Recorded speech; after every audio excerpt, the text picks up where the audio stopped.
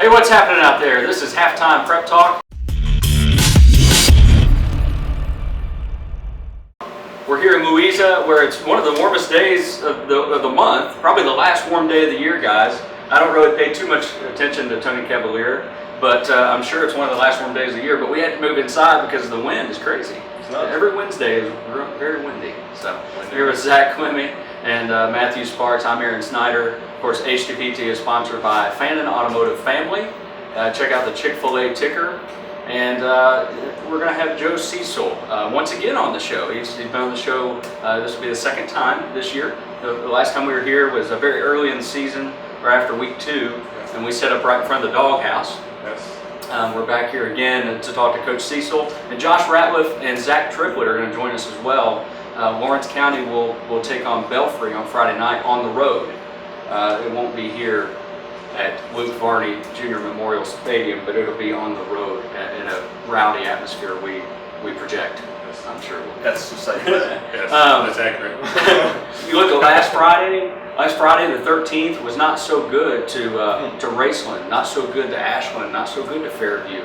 Real close losses. Raceland lost by 5, Fairview by 6, and Ashland by 10. Ashland had an 18-point lead in that game, so not Friday the 13th didn't treat them so well, but Friday the 13th did treat Philip Haywood pretty well. The Belfry coach, 400 wins now in his career. Amazing career for Philip Haywood. He got win number 400, and we'll get to if he will possibly get number 401. But can you imagine doing something?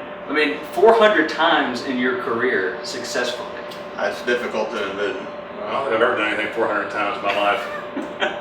You think about it. If You've woken up 400 times. Yes, you have. And more. If you live 80 years, that means you have to do something 5 times a year to equate to 400, right? That's a little math lesson. Yeah, that's right. That's right. Okay. Making sure I was right there. Right. Just imagine that, though. And he only gets one chance a week at that, 10 to 15 times a year. And he's done it in 40 seasons. So Philip Haywood, congratulations to him. Guys, let's go on to game balls and go back to Friday the 13th. And Matt, I'll let you go first. All right. You get your game ball from Friday night, the second round of the playoffs. Well, I'm going to go to Johnson Central, Mr. Jordan Blanton. 3 catches, 136 yards. 2 of those went for touchdowns. And I think those 2 touchdowns really played a big role in the outcome of this game. Greenham County came out loose. They're ready to play. They scored a touchdown early to cut to 1, 7-6, and Blanton makes just a miraculous catch on the very next possession. He out-leaped a defender, it's not like he was climbing this ladder here, caught out of midair, went in for a touchdown, and then the very next possession goes 73 yards for another touchdown. Kind of took the steam out of the Musketeers there, so I think those big plays kind of catapulted the Central to the next round, so I'll give it to him. Absolutely. All right. Well, it's staying right here in Louisa, and it didn't happen in Louisa, it happened in Olive, but Timmy Dalton, Lawrence County, him having big performances, explosive performances offensively is no big, news story or big shocker, but one catch in particular that was just kind of worthy of a game ball all by itself. Wes Carter did some things where they decided to leave Timmy Dalton and Robert Dalton in single coverage on the perimeter, and that's a difficult thing to be able to do, but Lawrence County's offense is complete enough that it's difficult to game plan against them. So Grant Kaiser can just kind of throw the ball up there like he always says and let him make a play. He did that once for Timmy. Makes a one-handed catch, jukes 2 guys, safety coming over the top to help, and then just runs past another guy all the way across the field for a big touchdown, put them ahead. 5 receptions, 127 yards, 2 touchdowns, also returned a kickoff for a touchdown. There's a span of, I think, 4 touchdowns in 45 seconds there in the third quarter where it was just all the fireworks we thought it might be from West and Lawrence. And, Lawrence had just enough to hold on there at the end. West made his big comeback the last 18 points of the game, but we couldn't quite catch up, and so we'll go with Timmy Dalton. All right. Yeah, we tried to reenact that play you were talking about, the one-handed catch out here pregame, HTPT pregame, and I heard Matthew Sparks' footsteps, and I dropped it. It's dangerous. That will happen. I know. You gotta keep your head on swivel. That will happen. All right. My game ball is going to go to Scotty Sexton, number 65 for Paintsville. And he had an excellent game along with Cash Daniel on the defensive end. They were very impactful in the 2015 victory over Raceland. Sexton had 11 tackles in that game. and he kind of converged with Cash Daniel on one particular stop at the 1 yard line in the first half. It really kind of set the tone for the game because Raceland had the ball at the Paintsville 16-yard line after a fumble to basically start that game and did not score, did not get in the end zone. They're stopped at the 1 with a hard-nosed runner like Kane Snyder trying to get it in. So you got to give credit to Scotty Sexton being on that play and also having 11 tackles for the night. So Scotty Sexton is my game ball. Before we move on to top 3 games of the week, let's talk about top 1 game of the year that you guys have each seen. And let's start with Zach. What's the best game that you've actually witnessed this year? Yeah. Well, this year there were so many really close games, good games. It took a second to kind of narrow it down. Boyd Tulsa at the end of the year was a good game, certainly for Boyd, the way they ended the year. Right here, again, Raceland and Lawrence, the way that game ended, Raceland makes the play at the end to win the game. I have to go with Raceland Fairview, I think, just because of how much was riding on that game. And ultimately, it turned out not to matter too much that Raceland got the 3 seed, went on the road in the first round of the playoffs because they took care of Brossart. But it looked bad for Fairview there for a minute because they were down 45 seconds to go behind in the game, and then they come back and score on the last play of the game with no time remaining to win. And that's as dramatic as it gets to win a district game that you had to have in that fashion. So we'll go with Raceland Fairview on that one. Okay. Matt? Well, my game will involve Raceland too. Raceland's been in a lot of close games this year. I'm going to go Raceland Russell to end the season. Kind of what it meant for both teams. Raceland coming off 2 district losses. Really wanted that game just to have some momentum to go into the playoffs, and Russell, of course, had to win that game to win the district. Raceland kind of had a little more fortitude, I think, than Russell that game, especially at the end, and then Raceland wins in overtime. Kane Snyder 10-yard run, drove into the pylon, and then just a massive celebration for Raceland there. So I'm going to go with that one. It's nice to have that game back on the schedule. Oh, yes. No question. Huge for this Rail area. City Bowl. Good for TJ Maynard and Mike Sammons for making that happen. Yeah, good for them for scheduling when they do, too, because I think that's great preparation for the playoffs, right, going into that. But Raceland's won the last 6. I know maybe Russell doesn't want to bring that up. No, they probably don't. Raceland has won the last 6, so, I think it's going to be an interesting game next year when they play. Yeah, the Rams have control of that rivalry. The Rams had control of the ball a lot last Friday against Paintsville, and that was key for them. They ran 33 more offensive plays. Mind-boggling. Yeah, than Paintsville did. And I'm pretty sure I kept my stats right, too. That helps. So that would be the second ranked game for me. Number 1 has to be Ashland Johnson Central, that is. To be specific, and that was at Putnam Stadium, October 23rd. Excellent game. That one and the Raceland Paintsville game were 2 of the most emotionally charged games that I've seen all season long. Ashland Central, what made that one stand out was 8-7. What can I say? I'm a sucker for good defense. Yeah. And Quentin Baker had an excellent run that it's just hard to even write about because it's hard to describe with words. And then you had the 2-point conversion by Jim Matney, the call by Jim Matney, and then the play to execution by Bryce Workman and Noah Frisbee. So what a great game. That'll go down in the books as one of the best and on a long list of best games between Central. Let me ask you this. How does it change it that they didn't play a second time when literally everybody thought they would? Now, coaches would never say that on the record, but everybody was preparing for Ashland Central again this week, and then it didn't happen. Of course, I already had on the schedule, Zach. I mean, we were preparing for it. I'm sure. I'm sure Coach Matney. I know it, and that's not good either. In his footsteps, it's not a good sign either. I'm a little scared right now. At least I'm Louisa, and he's in Covington. Taylor Mill. Well, to be specific, Yeah. Taylor Mill. Yeah. Okay. Well, nobody knows where Taylor Mill is, do they?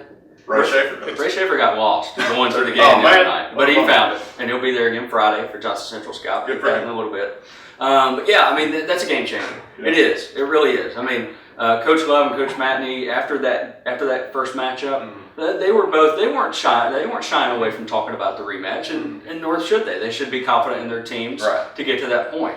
That's just a couple bad breaks for Ashland. They were without Baker. They had a couple turnovers that went Scott's way, and you got to give credit to Scott. They have 17 seniors, and they weren't to be denied. Sure. Okay, top 3 games of the week. Let's go first with what we just mentioned, Johnson Central at Scott. Scott coming off the 28-18 win over Ashland. Johnson Central just hammered Granite County. You were at the game, 49-6. How good is the Johnson Central playing right now? They are on top of their game right now. Their defense is probably maybe even more better than their offense, and that's really saying something. because Central has a full arsenal of weapons on offense. You just cannot concentrate on one player with that team because they have got so many players that can make plays for the team.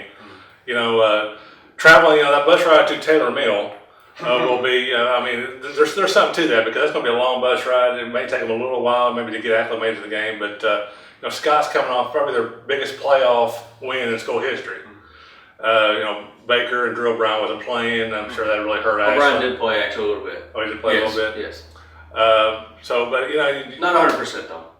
But on the road, you're going to have to expect maybe a closer game to start out. But I think Central's defense is going to take over that game. And I think they win probably at least by 3 touchdowns. Yeah, you look at Central's defense, aside from the 41-point output that Belfry had, they're just big and physical and athletic on defense. It's really tough. I'll say this too: Scott beating Ashland was probably the best possible thing that could have happened for Central because it got their attention. Okay, this is a team we played neck and neck with in Ashland, and then Scott was able to beat them. So in years past, Scott doesn't have a lot of positive football tradition. Came down to Paintsville a few years ago in the playoffs, got hammered. So this is kind of a situation where you're sitting here as kids, as players. It's got your attention and you say, okay, we can't walk up there. Northern Kentucky's always been known as a tough place to play for people from this part of the state, but just the same. It's got their attention. Scott can run the ball. It's got some people that are able to move the ball on the ground. They got a very good defense, so I think it might be a little closer than 3 touchdowns, but Johnson Central's playing phenomenally well right now. After they kind of got the Belfry game out of their system, they're starting to get people at full strength. Bryce Workman was back against Greenup County. I like Central to go up there and get to the state semifinals. As disciplined a defense as I've seen all year, the Golden Eagles, and I think that is what makes the difference on Friday nights. Johnson Central is my pick as well. The second game we're going to talk about is Paintsville traveling to Paris. Battle of unbeaten, Zach, and I know you talked to both coaches this week. Yeah, Brian Washington for Paris and obviously Joe Cherico for Paintsville. Both have some respect for the other team. They've not played since 2012, which I believe was before Coach Cherico was coaching, and that was Brian Washington's first year back at Paris. It's his second stint. They have played 3 common opponents this season: Frankfort, Bracken County, Fairview. They're both Paris and Paintsville are both perfect right now, so they won out against those opponents, and you can't really look at that, but as far as comparing opponents and all that, but they both played against them. Both really survived last week in the playoffs.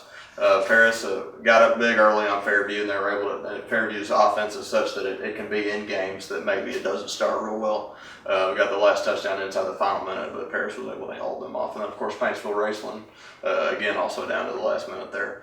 So these are 2 teams, Paris and Paintsville, that have had their struggles, and they're kind of talking to Coach Cherico and Jason Kenner. This may be the best possible thing for Paintsville as well. They had to fight a little bit. They had to escape. Coach Cherico said they were lucky. Whether or not that's the term you want to use, then some people from Raceland would maybe say that, but they were able to. I think they would agree. To take care of business there, and it's just going to be a good game against 2 teams that have a lot of athletes, a lot of speed. They don't play all that similarly necessarily. Both like to run the ball though. Both very ground heavy. Paintsville, like we've said the last couple of weeks, they just look like they're playing in another realm right now, and give them a slight edge there on the road. Good luck running up the middle against Paintsville. Yeah.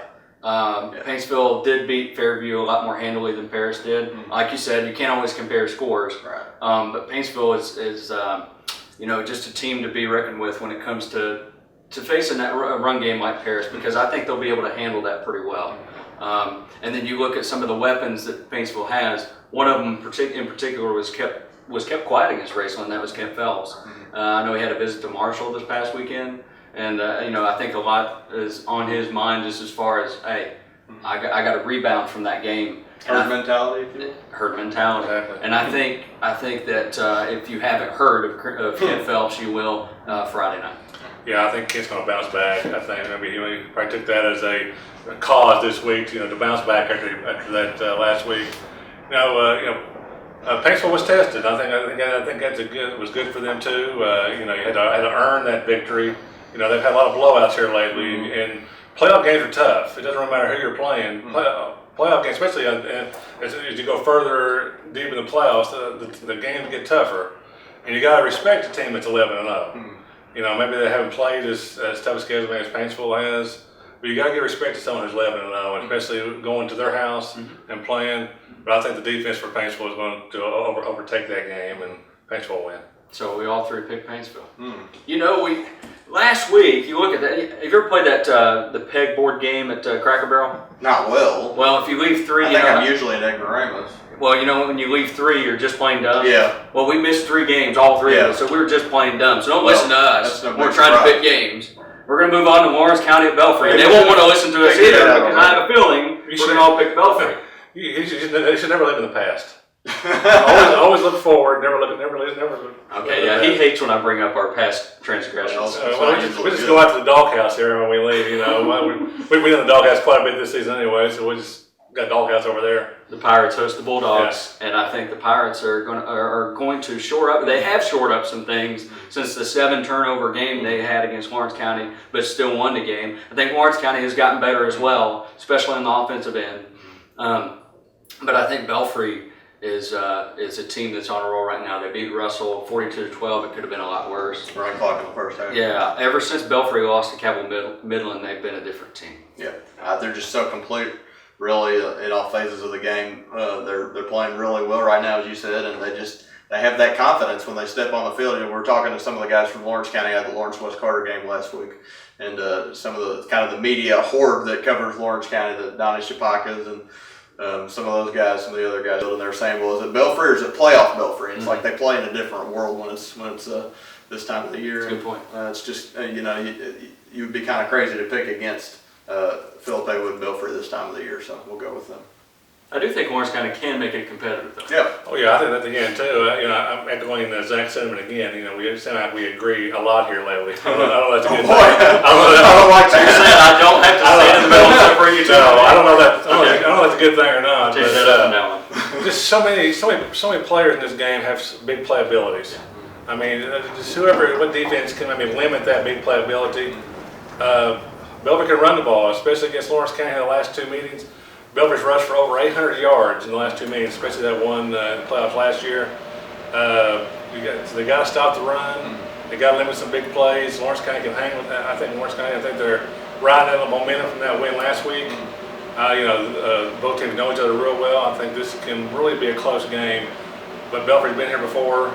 I think maybe they can make a few plays at home and maybe pull out a close win, Belfry. All right, well, let's not waste any more time. Let's talk to these Lawrence County guys. Let's get Joe Cecil and Josh Ratliff and Zach Triplett in here. Here with Coach Joe Cecil of Lawrence County. Once again, we're here week 2 of the season, and it's good to be back, and thanks for having us back here. Oh, it's great to have you guys. It's always a pleasure. I know our kids are excited, and the halftime prep talk's a pretty cool thing. So thanks for coming back. Yeah, we sure have fun with it and have a lot of fun talking to you coaches and the players and everything. And, talking to you before the season began, talking to you and also Grant Kaiser and a few other players, you guys said all roads lead to Belfry ultimately, and sure enough they have. You guys faced them obviously in the regular season being in the district, but road led to them once again for the regional final in the playoffs. So here we go again, Belfry. Well, and this makes my 10th time in 5 years playing them. So we know them, they know us.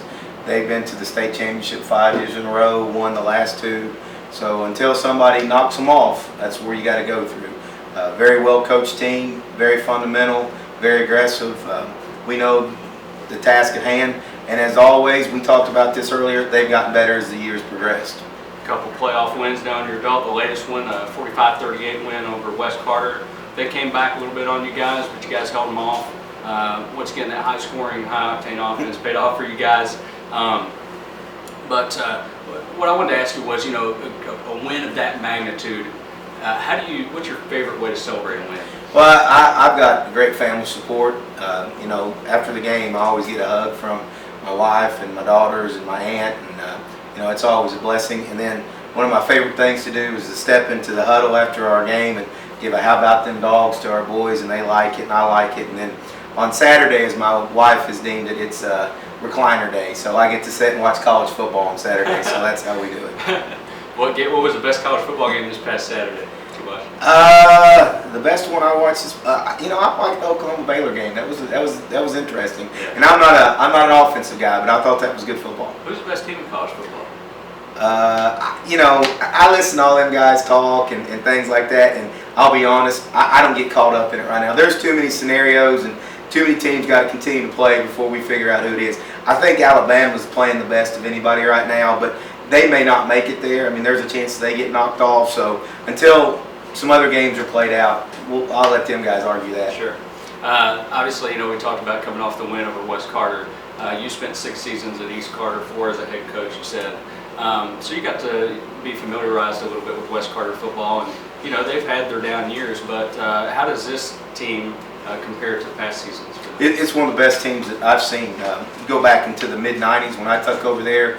I coached against Terry Osborne for I think it was a year or two, and then Kevin took over. And Kevin's just done an outstanding job there in that community, and he's brought some stability, and they've really got some good players. And when you got good coaches with good players, it usually comes to a good team. And I was happy for him. I felt a little mixed emotions because I knew that to be there that long and to be in that situation, I was happy that we won, but I also felt for them. So although it was East-West and the big rival, I never felt that way towards Coach Brown. He's a great guy and a great man, and was really happy for him and his kids this year. When it comes to mid-November, you guys obviously are preparing for a region final this week.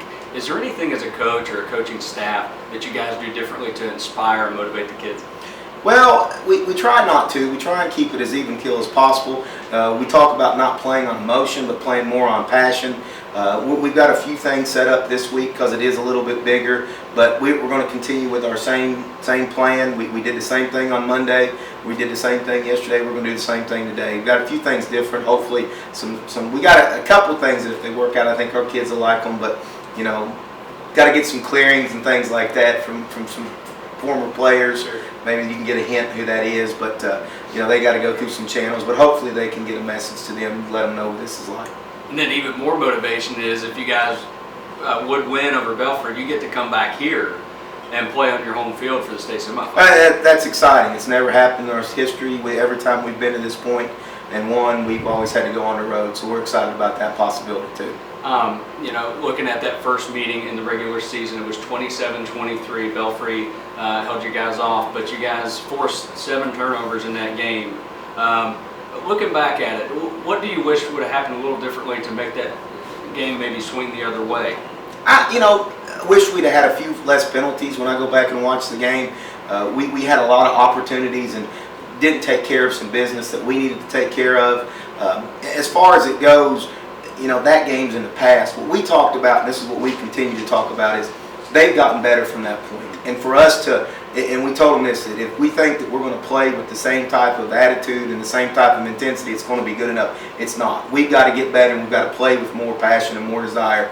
And I think our kids understand that. Considering the record in recent years, is there any type of intimidation when it comes to Belfry and Philip Haywood and the whole persona? I don't think so. I don't think we're intimidated at all. They're a good football team. I mean, it's not just us. They beat a lot of people this way. So, they've got good players and they're well coached, like I mentioned. So, it's not intimidating at all. We just know it's a tough task. Coach Haywood just got his 400th win. He's coached for 40 seasons now. Can you imagine coaching for 40 seasons? Well, I've not been the head coach that long, but this is my 23rd, so I've been doing this a little while, and been doing this a long time. My staff makes fun of me for saying that, so I don't know how much longer you can continue. It's a grind. It's a process. I mean, he's been able to go ahead and retire. I know he's part-time there, and I mean, it's just a lot. So my hat's off to him and Coach McGlone and guys like that who've made it that long, and I mean, it's a tough job. What's it going to take for you guys to get to that point where you're in the huddle and you get to give that, how about them dogs? It's not anything. There's no magic. There's no secret. We got to win the big play battle. We can't let them get easy plays. We got to win the turnover battle. It's just football. We can't give up. We can't have a bunch of missed assignments. We can't have stupid penalties. We can't give up hitting yardage. We got to win the kicking game. We got to play great in the red zone. It's just football. So if we do that, we'll be fine. And Greg Kaiser's been on a roll for the offense, hasn't he? Kind of talked about this earlier when Robert came out and what it would do for us, and we finally developed into who we think we really are. And Grant's done a great job getting the ball to Robert, Timmy, and Luke, and Austin, and I mean the list goes on, and Brandon, and Cole's done a good job running it still for us. So I mean we've got a lot of guys that can catch it and run, and that's kind of who we are right now. All right, Coach. Appreciate your time. Best of luck on Friday. We're going to bring in Josh Ratliff. All right, thank you.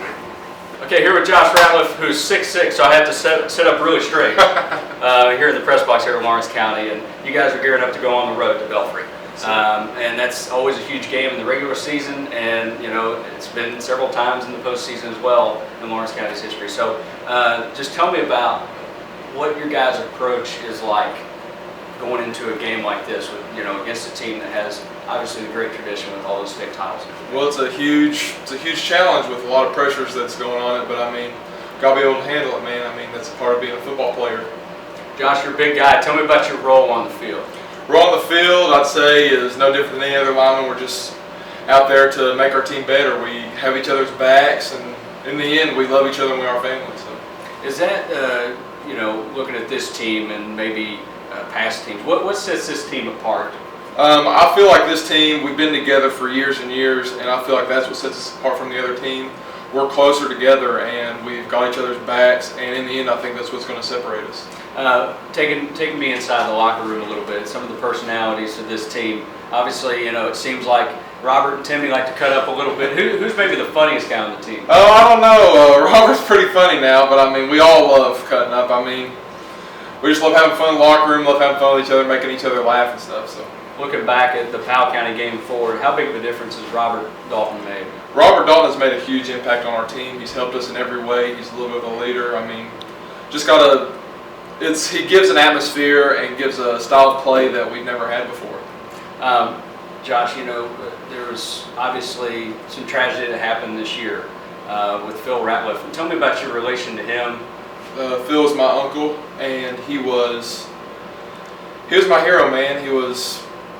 He pushed me to be better than I ever have. I mean, it's tragic that he's gone, but we'll always have the memory, and he'll always push me to be better than I ever could have been. How much have you guys played for him and his memory? Every game, every play, every snap is for him. And how much is that motivating you through the playoffs even? Pushing me to be a next level athlete.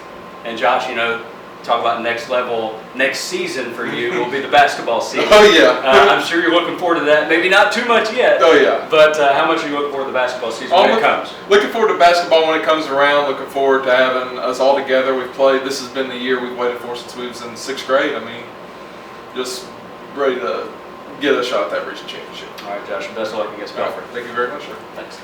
Back on HTPT with Zach Triplett, senior for Lawrence County football. Zach, you guys are getting ready to play Belfry for the second time this year and play them a lot over the last few years. And what are some of the things that you guys have learned as a program from some of those games?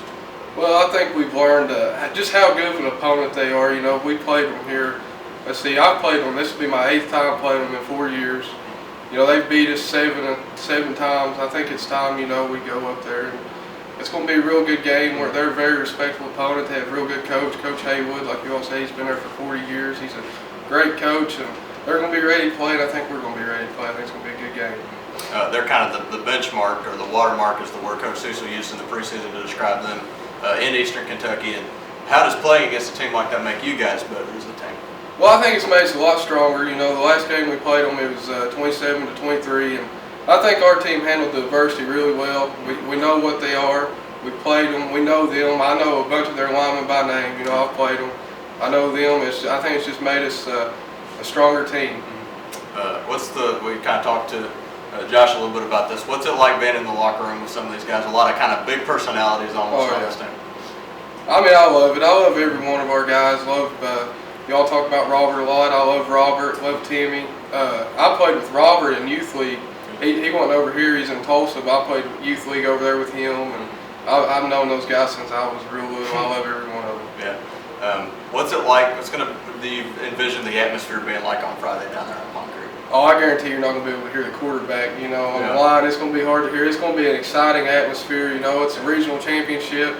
Cam Stadium is always packed up there. It's going to be packed with Belfry fans. It's going to be packed with Lawrence County fans. It's going to be a great environment. I can't wait till Friday to play up there. Now, nobody's looking past Belfry. That would be kind of crazy. But if you are able to win that game, the state semifinals are here. Oh yeah. What would that atmosphere be like? Oh, it will be unbelievable. Yeah. I mean, it'll be great. When it's the first one. I think Coach Cecil said it's going to be the first one that's ever been hosted here, and I'm just looking forward to it. Like you said, if we get past Belfry, it'll be a memory of a lifetime. Playing on the field one last time up here, playing in the dog pound. Let's go off the field a little bit. What are some of your interests away from football?